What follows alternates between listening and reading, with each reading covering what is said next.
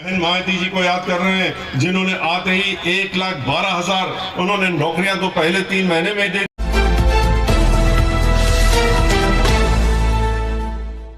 नमस्कार, मैं राहुल गुप्ता इस समय मैं परिवहन विधानसभा में खड़ा हूँ। यहाँ पर बसपा के प्रत्याशी आनंद दुबे की जनसभा संबोधित करने के लिए पहुंचे राष्ट्रीय महासचिव बसपा के सतीश मिश्रा। आइए जानते हैं और सुनते हैं कि सतीश मिश्रा क्या कहते हैं। लेकिन मुख्य बातें कुछ आपसे करना चाहूंगा, और वो ये है कि आपको ये देखना है कि आपको कैसी सरकार चाहिए। एक बहन मायावती जी की सरकार थी जो 2007 से 12 में थी, और एक समाजवादी पार्टी की सरकार थी जो कि 12 से 17 रही और 3 से 7 भी रही, और एक अभी की सरकार है भारतीय जनता पार्टी। तीनों सरकार में क्या फर्क है ये आपके सामने है।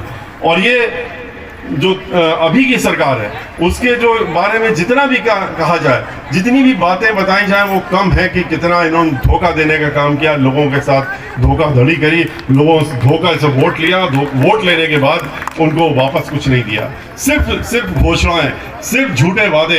जैसे 15 लाख का वादा किया था इन्होंने कि 15 लाख हर एक खाते में चला जाएगा, एक नया पैसा नहीं भेजा। नौजवानों से कहा, जैसा कि अभी कपिल मिश्रा ही कह रहे थे कि 2 करोड़ नौकरी देंगे, 2 करोड़ नौकरी देने की जगह नौकरियां लेने का काम कर दिया। क्योंकि जितने भी सरकारी संस्थान थे, चाहे वो रेलवे हो, चाहे लाइफ इंश्योरेंस कॉर्पोरेशन हो, चाहे बैंक हो, जहां 4 लाख करोड़ का घोटाला करके उन बैंकों को भी इन्होंने बेचने का काम किया, चाहे हवाई जहाज बनाने वाली कंपनी हो, HAL हो, और जितने भी संस्थान हैं, चाहे रेलवेज हो, जहां जहां सरकारी नौकरी मिलती थी इनको इन्होंने बेच दिया, जिससे नौकरियां खत्म हो गई। नौजवान सड़कों में आ गया।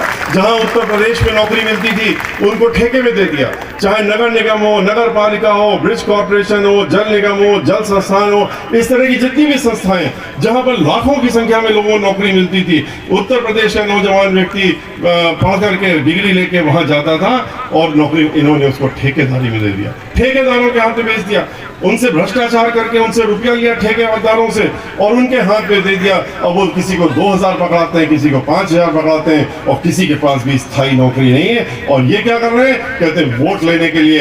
आप सबको मालूम है कि जब चुनाव आया तो चुनाव के 1 महीने पहले पहुंच गए मुख्यमंत्री जी और उनके और मंत्री लोग, और क्या कहते हैं कि हम तुमको मोबाइल फोन दे रहे हैं, 4,000 का मोबाइल फोन ले लो और हमको वोट दे दो। अरे ये भूल गए, ये नौजवान लोग पढ़े लिखे जिनको आपने लाठी डंडे दिए, जब उन्होंने आंदोलन किया तो आपने उनका सर फोड़ा, तो वो आज याद कर रहे हैं, बहन मायावती जी को याद कर रहे हैं, जिन्होंने आते ही 1,12,000 उन्होंने नौकरियां तो पहले 3 महीने में दे, तो इन्होंने अपनी तस्वीर छपाने के लिए लगाए, अगर झूठ बोलने के लिए लगाए। अगर यही रुपया इन्होंने गरीबों के लिए लगा दिया होता, स्कूलों में लगा दिया होता, बच्चों के खाने में लगा दिया होता, स्कूल में जो मिलता है, तो बच्चे सैकड़ों की संख्या में बीमार ना होते स्कूल में खराब खाना खा के।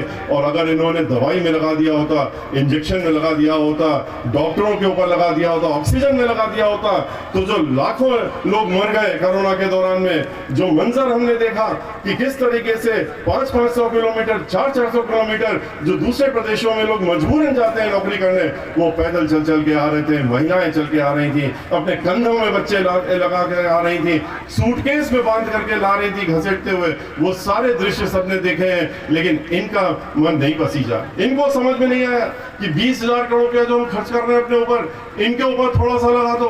अगर थोड़ा सा भी लगा दिया होता तो हर पूरी सड़क में जहां से वो लोग आ रहे थे कैंप लग जाते, सड़क के किनारे कैंप लग जाता, खाना मिल जाता, बसें लग जाती।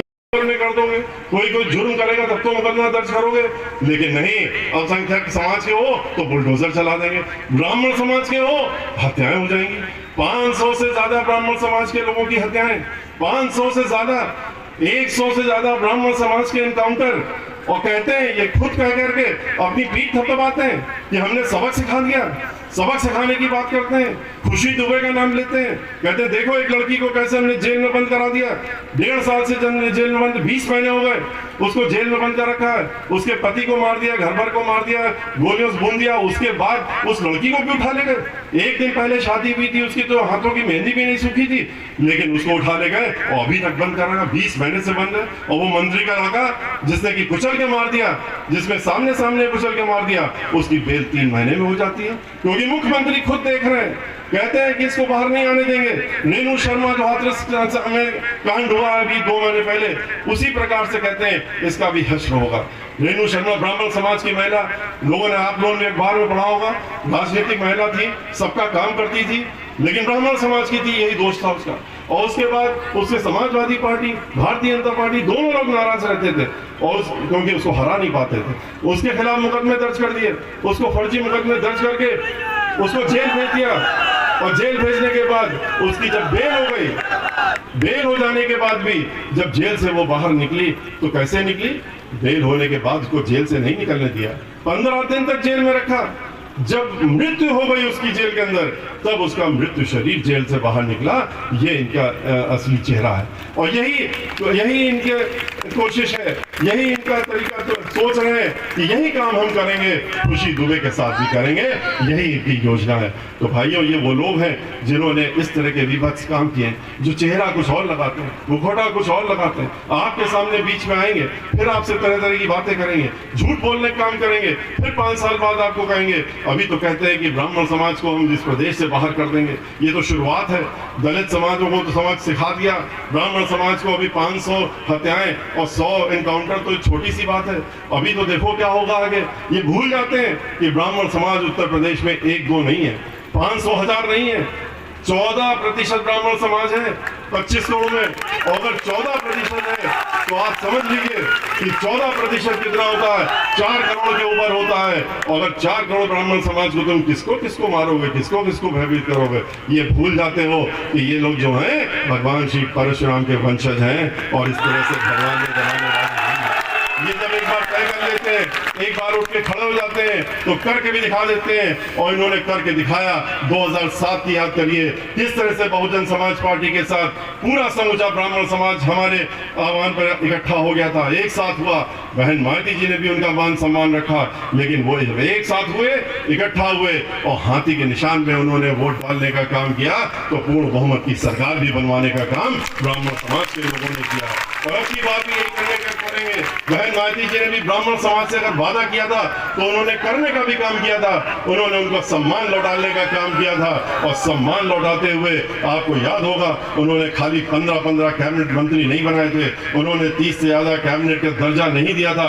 उन्होंने 1.5 दर्जन MLC बनाने का काम किया था ब्राह्मण समाज के लोगों को। 5000 सरकारी वकील उत्तर प्रदेश में ब्राह्मण समाज के बनाए थे, महाधिवक्ता, अतिरिक्त महाधिवक्ता से नीचे लेकर के सब। उन्होंने विधान परिषद का अध्यक्ष ब्राह्मण समाज का बनाया था। लोकसभा राज्यसभा में उन्होंने आधा दर्जन से ज्यादा लोगों को भेजा था। लोकसभा में भी अपनी पार्टी का नेता बनाया और राज्यसभा में तो 18 वर्षों से हमको उन्होंने अपनी पार्टी का नेता वहां बना के रखा है। बहन मायावती जी जो कहती हैं वो करके दिखाती हैं। उन्होंने विकास का दौर लगाया, विकास उन्होंने हर तरफ करने का काम किया, एक तरफ नहीं विकास किया। उन्होंने विकास की जब बयार चढ़ाई तो हर तरफ 6,500 मेगावाट बिजली खाली जो है उत्तर प्रदेश में मिलती थी। और अंधेरे में रहते था पूरा प्रदेश, 1 घंटे की बिजली आ जाए तो लोग बड़े खुश हो जाते थे। बहन मायावती जी ने नए नए कारखाने लगा करके 6,500 से बढ़ा करके 13,500 पहुंचाने का काम किया था अपने कार्यकाल में। उन्होंने 23 नए जिले बनाए। 75 जिले का प्रदेश है आपका, 1/3 जिले बहन मायावती जी की देन है इस प्रदेश में। और समग्र विकास करा जाता है जब एक प्रदेश में एक जिला बनता है। उन्होंने इन जिलों को बना करके उनका समग्र विकास किया। 29,500 उन्होंने डॉक्टर अंबेडकर ग्राम जो थे उनका समग्र विकास करने का काम किया, CC रोड लगा के सब तरीके से। और 29,500 जूनियर प्राइमरी स्कूल बनाए, 5,500 जूनियर हाई स्कूल बनाए। 1 दर्जन से ज्यादा उन्होंने अंतरराष्ट्रीय स्तर की यूनिवर्सिटी बनाई। और चाहे वो उत्तर प्रदेश में बल्कि विदेश में भी ऐसी यूनिवर्सिटी नहीं है जो डॉक्टर शकुंतला मिश्रा के नाम से उन्होंने लखनऊ में बनाने का काम किया था।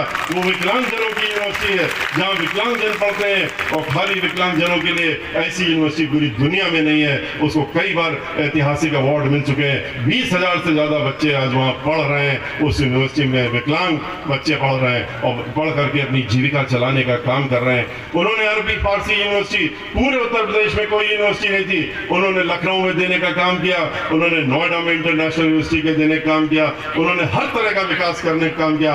इनकी तरह कागजों में नहीं किया, उन्होंने जमीन में करके दिखाने का काम किया, कानून द्वारा कानून का राज स्थापित किया। इसके लिए चाहे उनको अपने खुद के मेंबर ऑफ पार्लियामेंट को भी उन्होंने जो 15 दिन पुरानी सरकार 2007 की थी, याद करिए, अपने खुद के मेंबर ऑफ पार्लियामेंट को जिसने कानून अपने हाथ में लिया था उसको अपने घर में बुला करके और वहीं से हथकड़ी लगा करके पूरे 5 साल तक जेल में रखने का काम किया था। जब उन्होंने अपनों को नहीं बख्शा तो दूसरों को कैसे बख्शेंगे? ये बहन मायावती जी की खासियत है। इसलिए भाइयों, आपसे मेरा अनुरोध है कि इन सब बातों को ध्यान में रखते हुए और ये देखते हुए कि उत्तर प्रदेश में जो चुनाव हो रहे हैं, जैसा कि अभी आपसे कि कपिल मिश्रा ने कहा कि आप ध्यान रखिए, ये मत सोचिए कि आनंद दुबे जी जो है आपके प्रत्याशी हैं। प्रत्याशी तो इसलिए ही है क्योंकि इनको बहन मायावती जी ने, हमारी मुखिया ने इनको सिंबल दिया है, वरना सही मायने में प्रत्याशी तो आप सारे लोग हैं। और आपकी जिम्मेदारी बनती है कि अपना चुनाव खुद लड़िए, अपना चुनाव लड़ करके अपना वोट मांगने का काम करिए। आनंद दुबे जी अगले 24 घंटे जो बचे हैं उसमें हर जगह नहीं जा सकते, 48 घंटे के बाद वोट पड़ने हैं, लेकिन आप लोग आनंद दुबे बन जाइए। एक एक व्यक्ति यहाँ जो पड़ा है वो आनंद दुबे अपने को कहे और आनंद दुबे कह करके घर घर जाए, गांव गांव जाए। ऐसा हो ही नहीं सकता कि इतनी बड़ी संख्या में यहाँ पर आज लोग जुटे हुए हैं और खास तौर से इतनी बड़ी संख्या महिलाएं हैं। जहाँ महिलाएं आशीर्वाद दे देती हैं वो तो जीती जाएगा निश्चित रूप से, ये तो तय है। और उनको तो सभी का आशीर्वाद मिल रहा है, यहाँ पर बुजुर्गों को मिल रहा है। अभी शंखनाद करके जिस तरह से ब्राह्मण जनों ने स्वागत किया, जिस तरह से उन्होंने अपना आशीर्वाद देने का काम किया, चौतरफा आशीर्वाद मिल रहा है। ये तय है कि जहाँ जिसके साथ में डॉक्टर PS दुबे जी, इस तरह के डॉक्टर साहब भी खड़े हुए हमारे बीच में हैं, जो कि आपके साथ बीच में दिन रात रहते हैं, आप लोगों की सेवा करते हैं। तो ऐसे व्यक्ति को चुनिए जो आपके बीच में खड़ा हुआ है, जो जिसके दरवाजे 24 घंटे आपके लिए खुले रहते हैं। ऐसे लोगों को मत चुनिए जो कि चुनने के बाद 5 साल तक आपको लगाना पड़े साइन बोर्ड कि हमारा MLA गायब है, खो गया है, पुलिस वाले उसको ढूंढ करके पेश करें, इस तरह का साइन बोर्ड लगाना पड़े। ये मत करिए।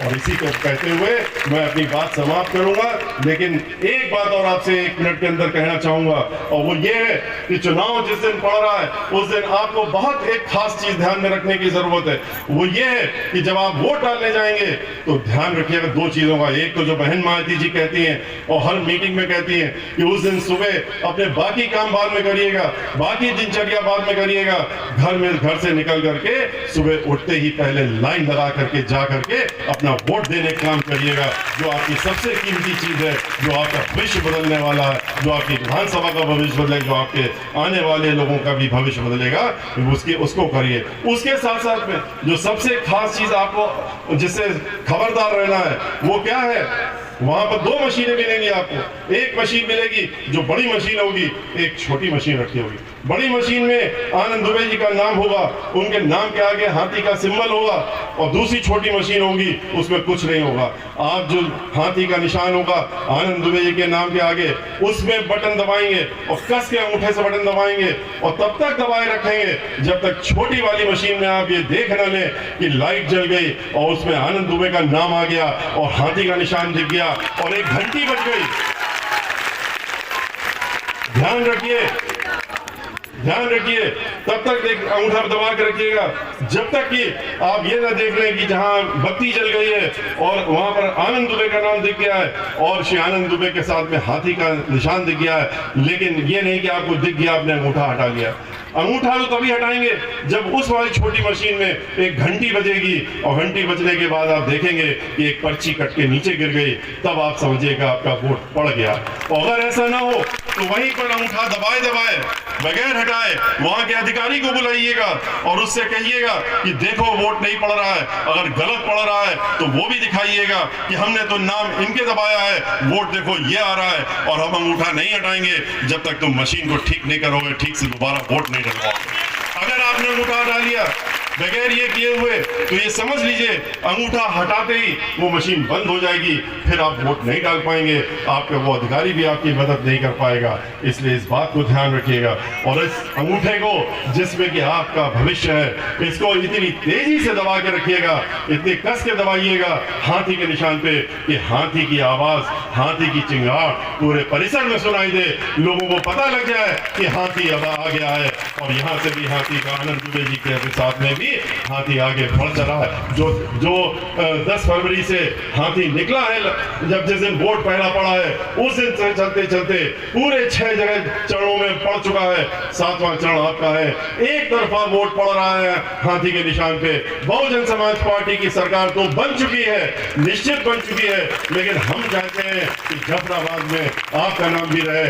जो सरकार बनेगी जिसमें बहन मायावती जी 10 तारीख के बाद पूर्ण बहुमत की सरकार के रूप में, मुख्यमंत्री के रूप में अपनी शपथ लेंगी, तो उसमें जफराबाद का भी योगदान रहे। मलियाओं का नाम, जफराबाद से आ रहे हैं ना अभी, मलियाओं का नाम भी रहे और मलियाओं से हमारे साथी जो आनंद दुबे जी हैं ये जीतने का काम करें। लेकिन मलियाओं के लोगों से हमारा इतना अनुरोध और भी एक आखिरी अनुरोध कि आप इनको जिता तो देंगे, ये तो निश्चित हो चुका है। जिस तरह यहाँ से लेके वहां तक दूर तक हमको दिख रहे हैं लोग, जो बहुत दूर खड़े हैं वो भी दिख रहे हैं, लेकिन ये मैं ये कहना चाहता हूँ, जिता तो आप देंगे, उससे इतनी खुशी नहीं होगी क्योंकि जीत तो रहे, ये तो पता लग गया। खुशी तो तब होगी जबकि आपके यहाँ आनंद दुबे जी मलियाओं से इतने वोटों से जीते, इतने वोटों से जीते कि इनके जो विरोधी लोग हैं उनकी जमानत जब्त करा करके इनको भेजेगा। तब हम लोग समझेंगे कि मलियाओं के लोगों ने अपना मत का अधिकार ढंग से किया है और सरकार बनाने में सही माने में अपना योगदान देने का काम किया है। इसी के साथ मैं अपनी बात समाप्त करता हूँ, आपसे विदा लेता हूँ। जय भीम, जय भारत, जय परशुराम। इसी के कार्यक्रम को आगे बढ़ाते हुए मैं डॉक्टर पीएस दुबे जी से अनुरोध करता हूँ।